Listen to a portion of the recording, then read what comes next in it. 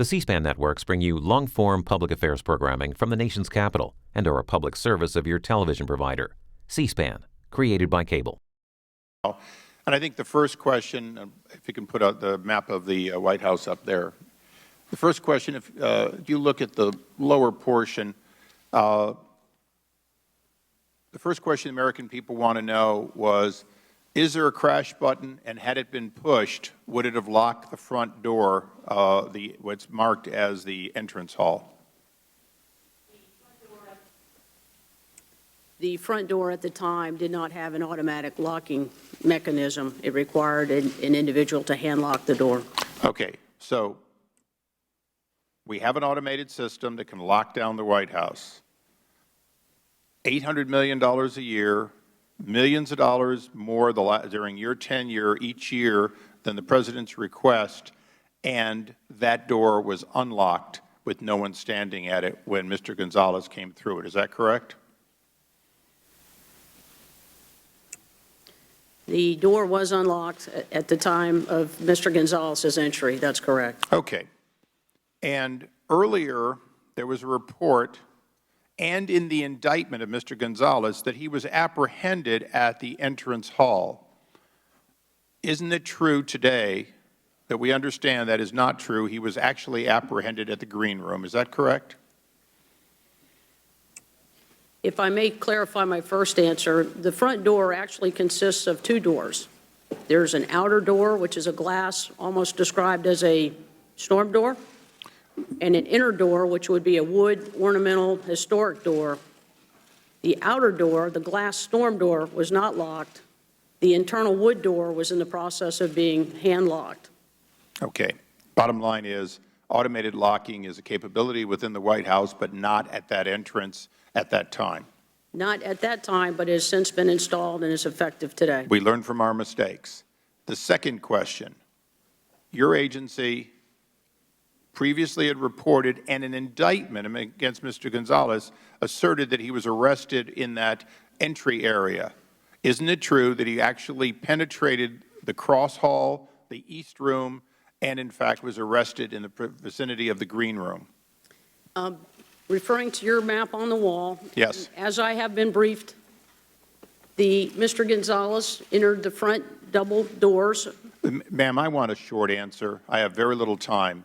Was he, in fact, the federal complaint said he was yes, in fact, apprehended in one place. Isn't it true he was apprehended further into the White House?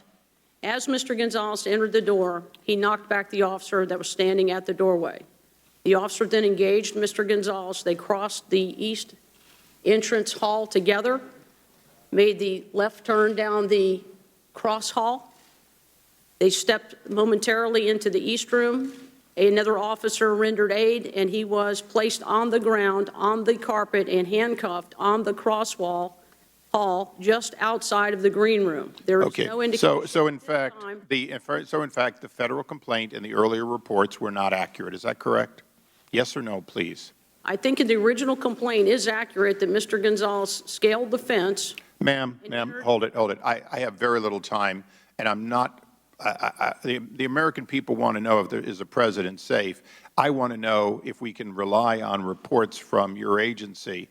Now, going back to Mr. Hernandez, during your watch, not as director, but as chief of staff to the director, is it true that, in fact, as reported, agents falsely assumed that they were not gunshots when they were gunshots, that in fact there were stand-down orders to people who had already pulled shotguns out, that in fact the bullets were not discovered to have hit the White House in real time within a 24-hour or greater period by the Secret Service? Yes or no, please? Mr. Chairman, you're referring to the Ortega shooting that occurred yes. in November Ortega Hernandez, 2011. Yes. At that time, it is my understanding that there was reports of shots being fired in proximity to Constitution Avenue. No, stop, please. I want to be considerate to you. You have a hard job, but you head an agency whose morale has gone down. It is lower than other comparable federal agencies. It has had a series of embarrassments. We're going to leave the embarrassments out. We've had 2 cases in which the reporting is evolving. Only last night did the public learn that, in fact, it was far worse, or at least somewhat worse, on September 19th. Only recently has it been revealed, and you said you wanted to correct the record. The Washington Post makes it clear, from what I read, that, in fact, on November 11th of 2011, shots were fired, the assailant left.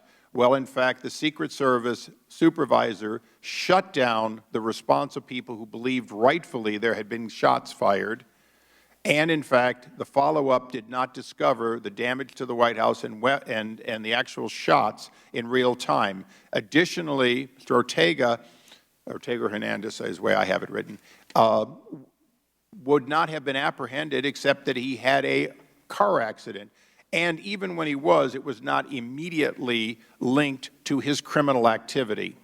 That, in fact, the system at the White House did not detect the actual shots fired and begin the pursuit of somebody who had provided lethal force against the facility of the White House.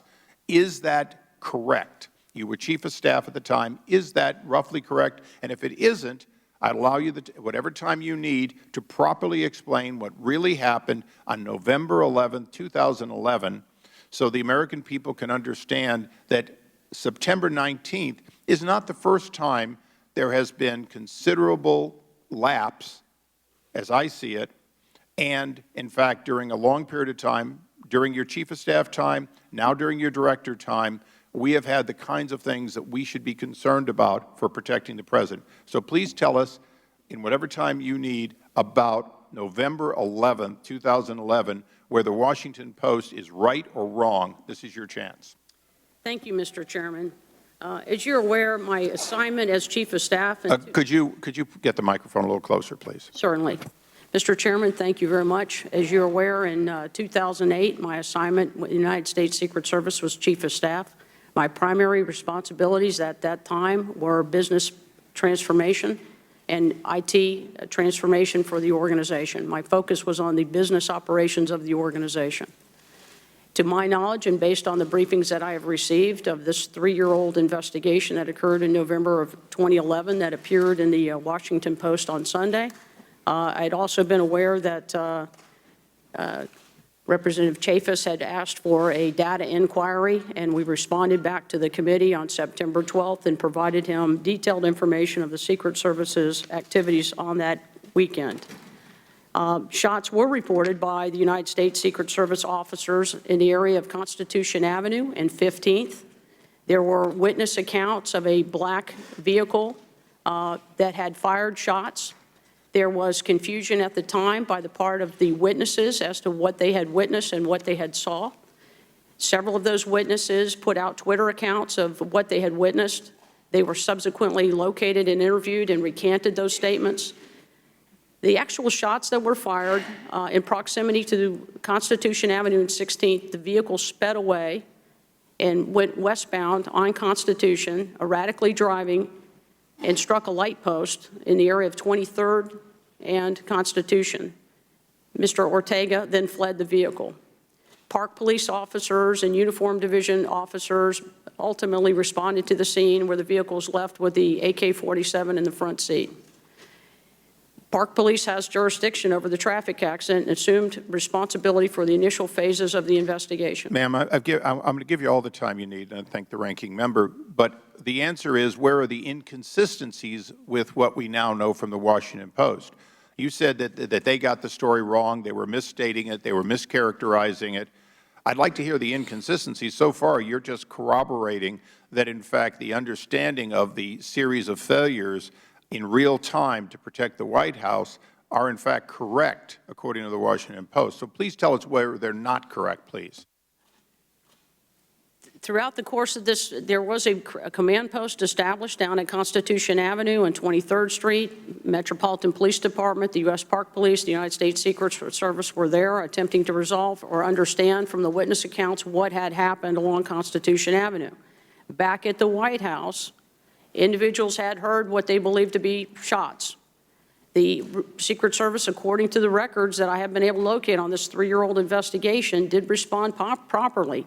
The emergency response teams and other officers did a protective sweep of the area to make sure that we did not have any intruders, to make sure that there were not injuries and obvious signs of anything that had been damaged. Further investigation with the Park Police, they were unable to resolve at that time as to whether or not these were shots being fired at other vehicles or shots being fired at the White House. That took some time to understand. It wasn't until the Usher's office was preparing for the return of the President and First Family, or the President and the First Lady, that they identified damage on the Truman balcony. That led to further investigation, and that led to us contacting the Federal Bureau of Investigation to initiate their full investigation. Thank you. Mr. Cummings, I want to thank you for your understanding and just relate something that you and I discussed yesterday, if I may. In Washington, D.C. and around the country, there are a number of systems that we all know, and Baltimore, I believe, has it too, that they're basically microphones that hear gunshots, can identify the direction, can quickly, without human intervention, figure out whether or not a real shot has been fired, confirm it, and often give a very accurate direction. That type of technology isn't so odd that we don't see it in our cities. And I think that's the reason I went on so long with this question.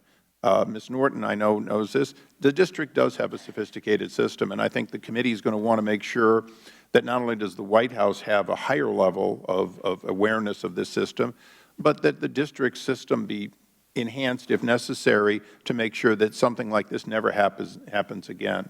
And I thank the gentleman.